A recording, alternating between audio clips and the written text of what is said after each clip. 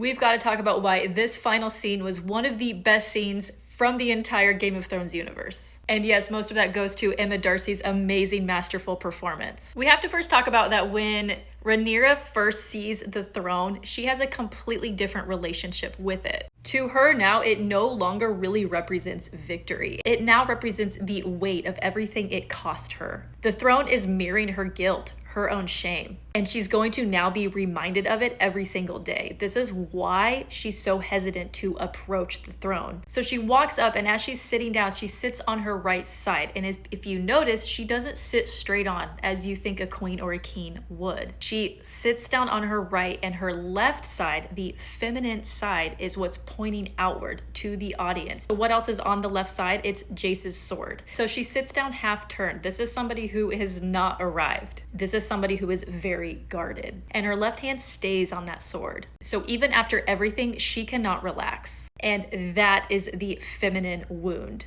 And it's not because she's emotional or weak. It's because she no longer feels safe to receive the one thing she's been fighting her entire life for. Her survival has become her identity, and she is feeling like she has to now protect that wound, that left side of her body, Jace's sword. So while she is technically on the throne, she is energetically still on the battlefield. She is preparing for an attack on the throne. When you have lived through so much battle and grief, your nervous system does not know peace, and it's just going to immediately brace for the next attack. So this is so well done because this is such a perspective we've never seen in Game of Thrones. And this is what happens when you sacrifice pieces of yourself to reach something. So the throne doesn't really represent freedom to her. It just represents this weight, this responsibility. It's another burden and another thing she has to protect. So she finally sits down on the throne and she looks over at Daemon. Daemon really is a mirror of her inner masculine, that side of her that wants to win, that wants victory, that claimed the throne. She probably had 0.5 seconds of relief and actually